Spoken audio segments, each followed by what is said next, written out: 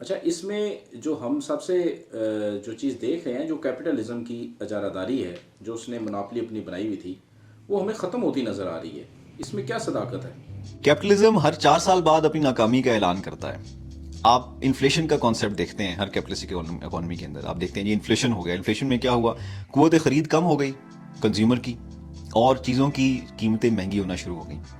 یہ جو انفلیشن کا کانسیپٹ ہے نا، اور اس کے بعد جو اس سے آگے اس کے ساتھ جڑے ہوئے جو تصورات ہیں، جیسے depression, the great depression 1930s کا آیا تھا، اور یہ 2008 میں جو ریسیشن اور ڈپریشن کے جو کانسیپٹس آتے ہیں، یہ سب وہ عوامل ہیں کہ جو ہمیں بتا رہے ہیں کہ کیپٹلزم ہر 4 سال بعد اپنی ناکامی کا اعلان کرتا ہے. ہر 8 سال بعد، 10 سال بعد، 20 سال بعد ایک سائیکل آتا ہے جس میں کیپٹلزم پوری طرح سے ناکام ہو جاتا ہے.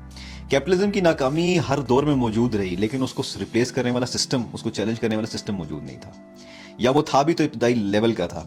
لیکن چائنا نے گلوبلی اپنے سسٹم کو اتنا سٹرونگ کیا کہ اب کی بار جو ریسیشن امریکہ فیس کر رہا ہے، جس میں 186 بینکس، 186 امریکن بینکس ڈیفالٹ کے قریب ہیں، اور اس ڈیفالٹ کے حوالے سے غیر جو ایک قابل ذکر بات ہے، جو غیر معمولی بات ہے، جو پہلے ریسیشن میں نہیں تھی، جو کہ اب کی بار ہو رہی ہے، وہ یہ ہو رہی ہے کہ یہ ریسیشن اس وقت آ رہا ہے کہ جب دنیا یہ فیصلہ کر رہی ہے کہ ڈالر کو ریزرو کرنسی سٹیٹس سے دور کر دینا ہے. ڈالر اب ریزرو کرنسی سٹیٹس نہیں ہوگا. ریزرو کرنسی سٹیٹس کیا ہے؟ کہ ڈالر سونے کے برابر تھا. ڈالر کی حیثیت وہی تھی جو کہ سونے کی حیثیت تھی. دنیا میں کہیں بھی ٹریڈ ہو رہی تھی وہ ڈالر میں ہو رہی تھی، اور سب سے بڑی ٹریڈ دنیا میں جو تھی وہ پیٹرو ڈالر کا کانسیپٹ آپ نے سنا ہوگا. جہاں بھی آئل بکے گا وہ امریکن ڈالر میں بکے گا. لیکن یہ سٹیٹس چیلنج ہو رہا ہے. یہ سٹیٹس چیلنج ہو چکا ہے.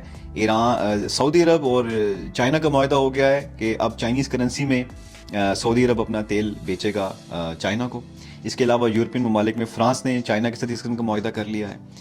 برکس والے جو کنٹریز ہیں، برازیل، رشیا، انڈیا، چائنا اور ساؤتھ افریقہ، یہ جو 5 ممالک ہیں جن کی جی ڈی پی اس وقت انڈسٹریلائز ورلڈ سے بڑھ چکی ہے، ان 5 ممالک کی ملا کر یہ اپنی نئی کرنسی لانے کا فیصلہ کر چکے ہیں. اس کا مطلب یہ ہوا کہ آنے والے دنوں میں ڈالر کی قیمت نہیں گرے گی. خالی اس کو بھول جائیں آپ.